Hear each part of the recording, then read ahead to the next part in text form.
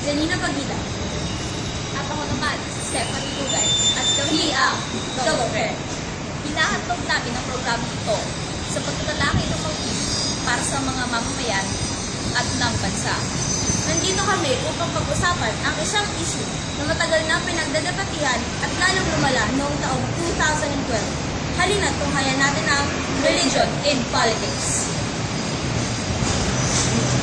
Ngunit bago ang lahat, alamin muna natin ang pagkaiba ng reliyon at politika. Nasaan ka? HQ? O sige. Pupunta na ako dyan.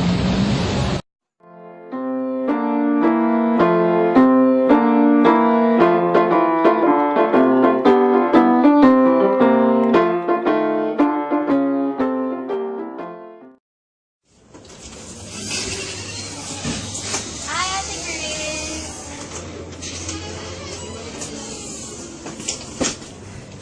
Uy! Ano na? Report natin. Ano nga bang Religion in Lagi politics. ka naman nagsisimba. Ano nga bang religion? Well, according kay Tonelli, religion originates in an attempt to represent and order beliefs, feelings, imagination, and actions that arise in response to the direct experience to the sacred and the spiritual. Oh, ayan na, na-explain ko na kung ano religion. Ano nga ba ang politics? Well, para naman sa akin, ang politics ay isang art and pwede siyang science sa pagmamanage and paggo-govern ng isang entire social and economic affairs interactively in conjunction with the rest of community. Pero, yun yung para sa akin. Na natin ang pagkakaiba ng religion. Dapat nga ba yung nagsama? Upang makarating sa karagdagang taon ngayon na pagtatakel ng issues sa relihiyon at politika, umpisan muna natin sa pinakasimula. Alam mo, Steph, matagal ko nang pinag-iisipan to eh. Saan ba nagsimula ang alitan ng relihiyon at politika? Sa pagkakaalam ko kasi, Nina, nag-umpisa ang alitan ng relihiyon at politika noong panahon pa ng mga Kastila. Ganun nakatagal? Ano ba nangyari nung panahon ng Kastila? Tuklasan ang aming video.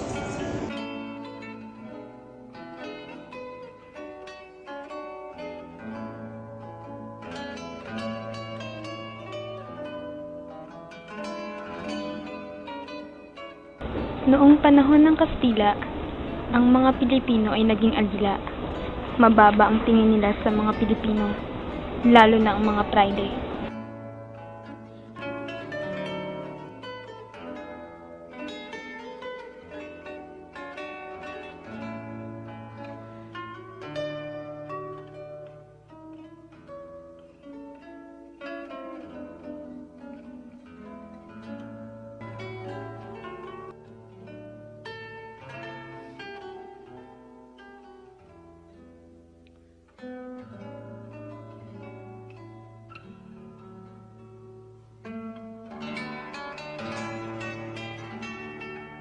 Ang mga praile ang pinakamakapangyarihan at mataas ang tingin sa kanila. Inaapi nila ang mga Pilipino, inaalipusta at sinasaktan.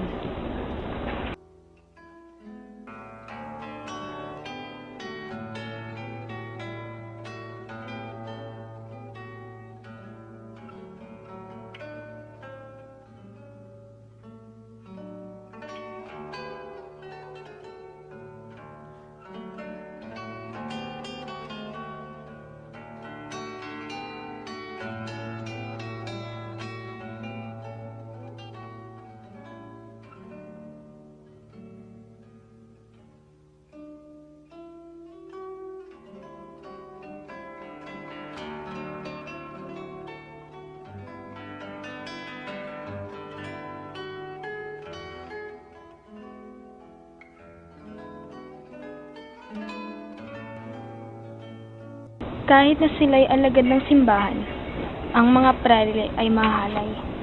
Sila'y nanggagahasan ng mga Pilipinang kanilang matipuhan at aalis na lamang na tila walang nangyari.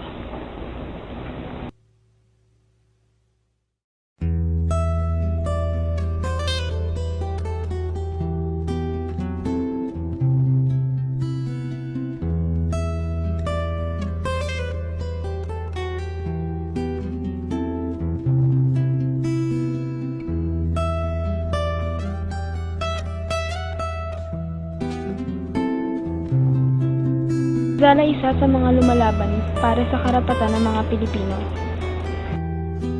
Siya'y sumulat at naglatala ng mga babasahing laban sa Espanya, kaya't siya'y pinaghahanap ng mga Gwardiya Sibil. Pinayuhan siyang umalis sa Pilipinas para na rin sa kanyang kaligtasan. Ngunit dahil sa pagmamahal sa inang bayan, pinili niyang manatili sa Pilipinas.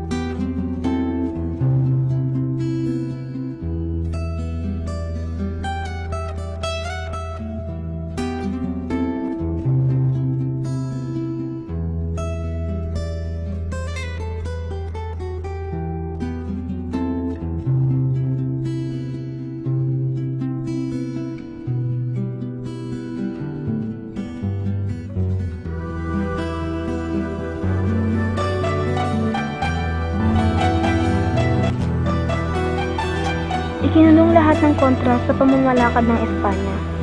Ang iba'y napalaya.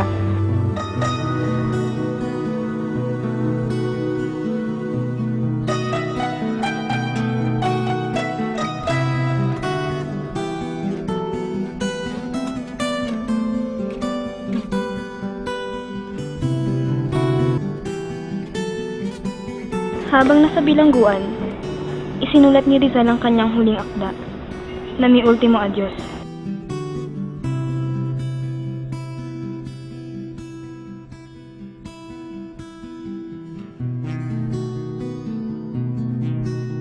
Adiós patria adorada, región del sur querida, perla del mar de oriente, nuestro perdido Edén. A darte voy alegre, la trista musta vida. Y fuera más brillante, más fresca, más florida. Si Rizal ay nahatulan ng kamatayan. Siya ay binaril sa Bagong Bayan. Okay, nagbabalik. Grabe pala step, no? Yung mga private pala ang kumukontrol sa politika noong panahon pa ng Kastila. Oo nga, biruin mo, ang tagal nilang namuno dito sa bansa natin. Ay alamin natin kung ano nga ba ang issue tungkol sa RH Bill at sa Iglesia ni Cristo block voting. Nandito ako ngayon kasama si Miss Cecil Ugay upang alamin kung ano nga ba ang nagiging epekto at kung ano ang issue ukol sa RH Bill at sa Iglesia ni Cristo. Yung issue kasi sa RH Bill, parang ayaw against yung simbahan doon, against yung mga religious, sabi natin religious, doon, sa RH law. Kasi nga, parang sinasabi nila na against nga yun. So, like, parang pinapatay mo yung sariling buhay ng isang tao na nasa pa lang. Ang kasi ng RH Bill, parang bago mag-conceive ang isang babae, bago siya mabuntis, parang tinuturuan na nila yung isang babae kung paano niya alagaan yung sarili niya, kung anong pwedeng mangyari pag ganito yung naging outcome, nabuntis siya, na sa isang katulad na parang isang case na ganito, parang ganyan yung issue doon. Wait lang. Yung Iglesia ni Cristo block voting, yung parang, yun nga, katulad ng sinabi ko kanina, na pag sinabi ng kanilang passport na iboto niyo yung ganitong politician, siguro mga 1/3 or sabi nating karamihan ng miyembro ng Iglesia ni Cristo, isusundin nila yung pastor nila at iboboto yung mismong politician na ine-endorso mismo ng pastor nila. Na kaya nahihikayat yung mga politician ngayon na makisapi sa mga, yung parang makipagkaibigan sa mga pastor or yung ganon. Kasi alam nila na malaki yung magiging epekto nito pag meron silang relation dun sa pastor na yun. Yung parang malapit sila dun sa pastor na yun at tinutulungan nila siya, yun parang makakahatak ng boto na which is makakatulong sa pagkapanalo nila. Miss Ceci, ano po ba ang nagiging epekto ng religion in politics sa ekonomiya ng bansa at ang political stability nito? Ang religion in politics kasi pag nahaluan kasi ng religion ng isang kunwari yung government mismo or yung politics kung paano siya anuhin, nahahaluan na siya ng parang influence ng which is yung influence ng religion.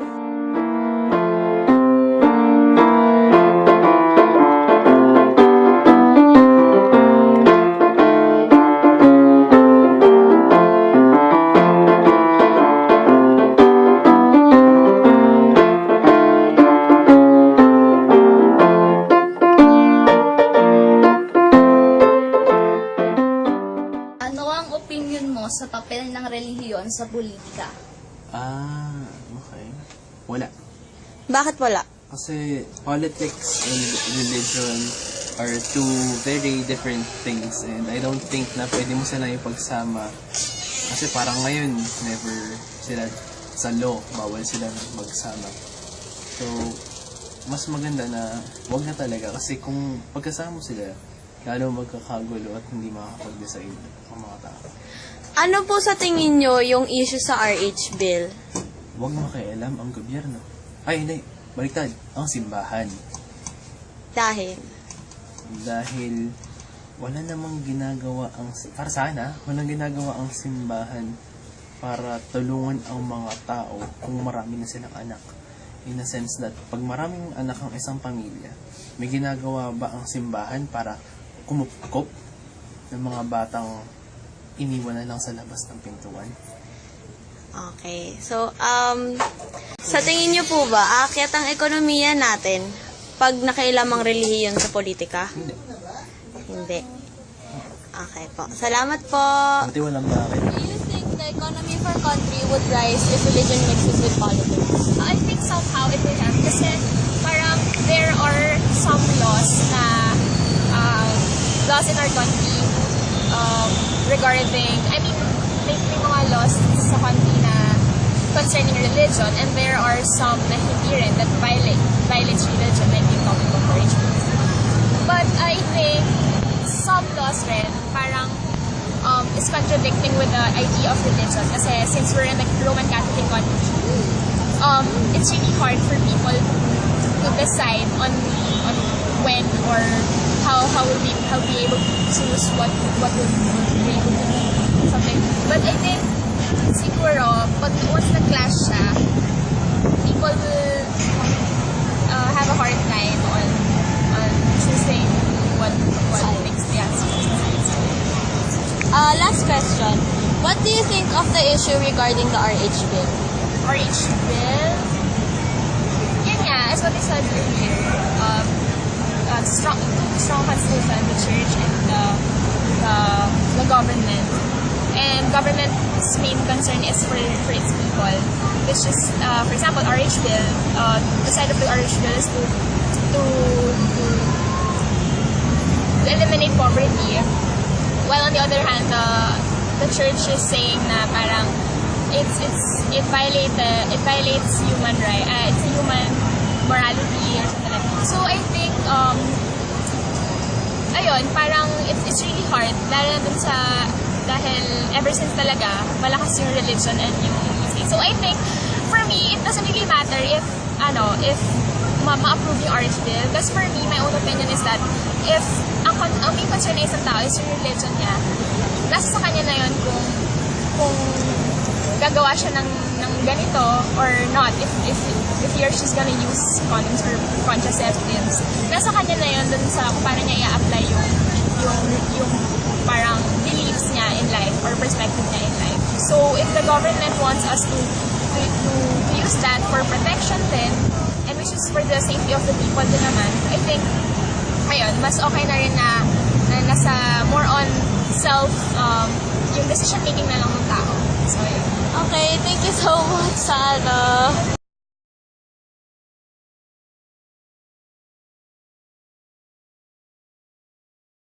Ano ba ang opinion ninyo sa gay marriage?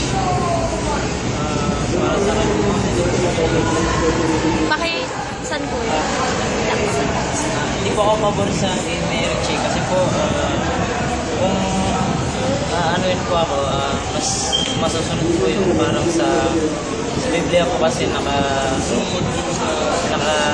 po doon na ang lahi ng tao ay dalawa lang, babae at lalaki. Tsaka hindi po ako pabor. Tingin niyo po ba dapat na makialam ang relihiyon sa politika? Pabor po ako doon, ma'am. Kasi hindi naman po masama na kumbaga parang sawayin, di ba? Kasi parang batas din. Yung huling tanong ko kaya, ano ba ang opinion niyo sa divorce? Hindi ko ako pabor kasi doon na rin po, sa Biblia na rin po, di ba? Kasi ano po yan nakalagay po doon na hindi po tao ang naghihiwalay sa pinagkasundo ng Diyos. Nice. Thank you, kuya. Pangalan niyo, kuya? Jake po, ma'am. Thank you. Tatanong ko lang po, ano po ang opinion niyo sa gay marriage? Opinion ko po, I'm not satisfied for that kasi sabi nga sa Biblia, ang lalaki ay para sa babae at babae para sa lalaki. Gumawa ang Diyos ng dalawang uri ng tao para bukod. Kaya hindi pwede magsama ang gay at lalaki at tuyis sa babae. So, sa pangalawa po ba tayo, tingin niyo po ba na dapat makialam ang relihiyon sa politika? Kasi sa politika ay pang tao lang yan. Pag sinabi kasi yung religion na na yung Panginoon doon na papasok na. Huling tanong ko po, kuya, ano po ang opinion niyo sa divorce? Divorce, okay naman po yan kasi may mga freedom of will naman po tayo kasi kung ayaw mo na, hindi kalas na. Eh kung hindi ka naman satisfied sa sa partner mo, may kilalanin mo. Kuya, salamat. Thank you, kuya. Kuya, ano po ba ang opinion ninyo sa gay marriage? Hindi ako pabor dun Gay marriage kasi although open siya sa ibang country, sa Switzerland o sa America or other country na pero dito sa atin, syempre hindi dito pa rin yung natin, yung pagiging Pilipino natin na sumusunod tayo sa religion na Katoliko. Tsaka tayo, kumbaga ang lalaki para sa babae, ang babae para sa lalaki. Hindi naman pwede lalaki sa lalaki, diba? Sagwa. Kuya, tingin niyo po ba na dapat makialam ang relihiyon sa politika? Siguro, pwede rin. Kasi, iba na panahon naman na Friday, kaya nga sila namamalakad ng politiko noon panahon natin ng mga Kastila. Pero siguro, pwede rin. Kasi kung pagkakaano ng haluan ng relihiyon yung pagkakaano ng politiko, ng politika, siguro medyo maayos yung natin. Kasi medyo magulo at maraming kabulastugan na nangyayari sa loob ng gobyerno natin. Gawa ng dumarami yung mga korap. Siguro, pwede rin. Huling tanong po, kuya, ano po ang opinion ninyo sa divorce? Sa divorce, hindi ako sang-ayon din. Kasi, syempre, pag inaprobahan nila yun, maraming pamilya. Although, sa panahon natin, marami na nasisira rin na pamilya. Pero mas lalong lalala yung sitwasyon ng pagkakaroon ng cycle na buong pamilya. Kasi, kung aprobahan nila yung gano'n na bakit pa nagpakasal yung mga, diba? Pangit naman yung gano'n. Kaya hindi ako sang-ayon sa kanila. Mas maganda yung, huwag nila papaboran yung pagkakaroon ng diborsyo o gawing legal. kawawa naman yung mga kabataan na maiiwalay sa mga magulang nila na magkakaroon ng separation. Kadalasan, nagiging nagkakaroon ng conflict yung isang bata na may broken family. Sige po, kuya. Thank you po. Kuya, ano po pangalan niyo? Franklin. Frank. Franklin Dico. Okay, salamat po, kuya. Yun. Yun po. Magkatanong lang po ako. Ano po or payag po ba kayo sa gay marriage? Gay marriage, no? Gay marriage po, lalaki to lalaki, babae to babae. Tawag yun, pagkas six-sim, gano'n. Opo. Sim-six, mga Same-sex gano'n. marriage. Gano'n. Alam mo, sa totoo lang ngayon, sa aming pag-aaral, ilan, matagal na yung na-approvean eh. Kaya lang yung sa komunista. Approve na yan sa komunista. Sim-six sila, pwede sila, nag-asawa sila talaga. 1960, meron yan nangyari. Kinasal doon sa Quezon Province. Maraming mga sila karudyer. Approve na yun, pero yung sa Katoliko, yung sa namin, dito sa Katoliko, hindi pwede. Hindi pwede kasi lalaki. Hirap yun eh. Ito sabi ng Panginoon natin, babae para sa babae, lalaki para sa babae. Yan ang manasabi lang yan. Hindi talaga pwede. Doon naman tayo sa politika, di ba? Dapat po bang makailang ang relihiyon sa politika? Sa politika, hirap yun. Hirap. Dapat ang pagpapalala ng pansin yung pangaral sa sa mga tao. Di ba? Para sa Diyos na may kanya tayong mga tao na maging mabuti lagi ang nila. Maging mabuti sa tao, asal, para mga bata, mga yan ang po. Huling tanong po, kuya. Sorry. Sangayon po ba kayo sa pag-aproba ng divorce sa Pilipinas? Divorce yun? Mahirap yun kasi totoo. Kung Diyos ang bawal talaga yun, hindi pwede. Kasi may tao lang naman tayo eh. Diyos ang mag-ano yan, matakot tayo sa Diyos talaga kasi bawal yun. Kasi ang divorce yun, ang sinasabi, dapat maghiwalay lang yun ng Panginoon. Diba? Okay na po, kuya. Salamat po.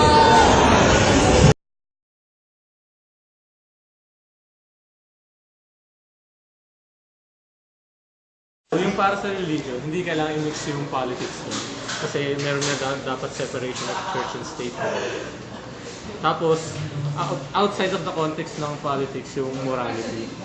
For example, nung sinayin yung Potsdam Treaty, yung binomba yung Japan ng US, outside sa morality yun, outside sa religion. So, I don't think na hindi dapat isama yung religion into politics. Tapos, yung second question, economics. Sa economics. Do you think our economics will rise kung mag-mix yung religion sa politics? Sa tingin ko, I don't think so.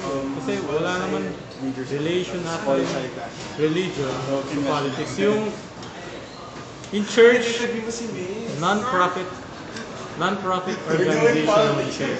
Meron siyang charities, gano'n, pero wala naman siyang contribute sa government in terms sa economy. Tapos what's your opinion on the issue regarding RH bill? Kung sang-ayon ba ako or hindi? Yung issue niya, like, di ba may mga, yung religion, laging kumukontra sa RH bill, so... Okay. So, ano ba masasabi ko din?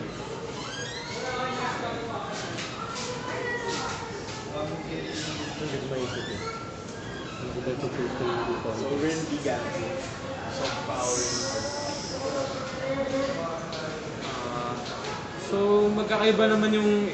Meron free will yung bawat tao. So, nasa kanila yun kung sang-ayon ba sila or hindi sila sang-ayon ba sa issue. So sa akin lang, yung pagtira nila sa RH bill, parang medyo mali yung sa religious side. Parang may policy, sinasabi na tungkol sa abortion lang yon. Pero hindi lang naman tungkol sa abortion yung RH bill. Meron din mga iba na sinasabi na anti-life yung RH bill. Pro-life siya actually pag tinignan mo, hindi siya anti-life. Yun lang. Thank you! Okay lang. In regards to the first question, first and foremost, religion must not be mixed with politics. Kasi I believe that if you mix it, parang the government couldn't show its sovereign power in a sense na magiging parang madaming mga thinkers na. Tsaka, syempre, religion is gonna be first and foremost biased. So, may mga projects in government na hindi sang-ayon ang religion. Halimbawa, RH bill, contraceptives, and other paraphernalias. So, for example, example natin gambling. Government, wala namang laws against gambling kasi it's legalized in a sense for as long as there's proper taxes. Pero if Christianity comes into the picture, syempre, sasabihin ng church, bawal yan kasi it's against the will of God, bullshit ganyan. So, second, I think wala rin eh. I mean, walang mangyayari kung yung churches and government would mix in terms of our economy. Kasi, economically, tayo pa rin yung mamumuno dun eh. Wala namang masasabi yung church na bawal ka bumili ganyan, bawal ka bumili. They're gonna influence. Pero, hindi rin masasabi na tataas economy or bababa. Third, for the third question, about RH bill, Yes. Ano yung say ko about RH bill? Yung regarding sa issues na may mga binablatter sila na wag iboto tong mga politicians na to kasi for death sila. Kasi they can do that. It's not illegal. Legally, they can do that. I mean, churches can do that na bawal nito iboto, bawal na ganyan. Kasi it's called, parang freedom of speech kumbaga. Halimbawa, si Jason, yung na-video niya kanina, tatakbo, sabihin ko, bawal yung boto yan kasi gago yan. Diba? It's one idea lang eh. Doesn't necessarily mean na boboto niyo kasi ikaw yung voter. At saka, pero it's bad in a religious sect way kasi I came from Paref. So medyo delix tayo doon. Kasi Paref, syempre, bawal kami mag-ganyan, ganyan. Tapos, yun, masama yun. Pero para sa akin, kasi pag dinignan ng Opus Dei yan, masama yung ginagawa ng church natin ngayon na bawal bumoto kasi they're interfering with the state. Okay. And gaya na sinabi ko, it's like putting ice candy with water or piss. Okay. Thank you. So for your first question, why should the government not interfere with the church or the church? What do you think of religion in politics? Religion in politics. Well, for me personally, since we are first and foremost a Christian state and Christian nation, there should be some implications for lawmakers and of course making laws that are consistent with the ethical beliefs of those in which the state governs. However, I still also believe in the clear distinction between what is political and what is ethical in terms of governed by the church. So in terms of sovereignty, there have to be a clear distinction between ethical formations initiatives initiated by the church and policy implications. So if the state considers Christianity so much in terms of its economic policies, then it could have some hindrances in terms of economic development. So I still think that there should be a clear distinction between the two. However, the state should always consider the ethical beliefs of the citizens. Next, would the economy perform better if the church were to be integrated into the system? I don't believe it's sufficient. I mean, even if the state did integrate itself with the church, I don't think it should have any implications to the success of an economy. Since again, what determines success for a nation? It's GDP growth.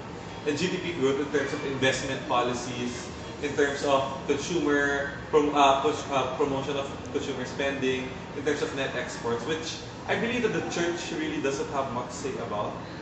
It's more of policies and ethical policies that the church will have more say in. And lastly, in terms of the RH bill, I actually have a couple of comments. I know many people they say, oh, it's not ethical or it's not useful like that. But for me, it's more than a question of ethics. It's more of a question of economic timeliness. Kasi, first, the RH bill, if you guys don't know, they're appropriating millions of pesos just for the purchase of contraceptives. But if you look at Department of Health data, it actually shows that majority of the deaths of Filipino citizens are actually heart disease, lung failure, and it's not even in the top 10 sexual health. So it begs the question, is sexual health an appropriate need to be addressing now? Second, the issue on heart disease as well, in the Philippines, we're actually lacking infrastructure for healthcare. So RH bill says contraceptive to prevent deaths. But the thing is, why not allocate the funds for the purchase of more hospital beds or more infrastructure or payment for doctors and talented citizens just to encourage them not to go to other countries? Since again, brain drain, nawawala lahat ng talents natin if they're going abroad. And lastly, for RH bill, there's also begging the question of the habit that the citizens are actually going to be practicing. Since of course, regardless of practicing sex or not, actually the mass production of contraceptive promotes the, not naman fragrant use, pero more occurrent use of sexual activities. And the thing is, for those of you who don't know, a condom is actually elastic. So elastic means there are actually spaces between the threading. So a regular condom, yung size niya is actually, the spaces is 8 microns. But did you guys know that the sperm cell is actually 8 to 9? So of course, obviously, it prevents pregnancies. But what it doesn't prevent is the mass production of STDs. Because an STD virus ranges from 7 to 8 microns, which actually means that an STD virus can slip through the holes of a contraceptive. So, okay, fine, many people are not becoming pregnant, pero more and more people are actually subjecting themselves to a lifestyle that promotes STDs. So, it's not safe for us as well. So, that's just a gist of it, I think. Okay. Talakayin ang relihiyon at politika. Hindi man ganap sa mamamayan, pero madaming bumabagabag sa mga ibang tao tungkol sa mga issue dito. Isa na lang ay ang RH Bill at Iglesia ni Cristo. Kailangan natin talakayin ang relihiyon at politika upang mabuksan ang ating isipan sa mga tanong na kung uunlad ba o babagsak ang ating bansa kapag pinaghalo ang relihiyon at politika, at kailangan bang dapat relihiyon ang dumikta sa ating mga batas at pananaw. Kung gayon man, ano pa ang silbi ng ating gobyerno?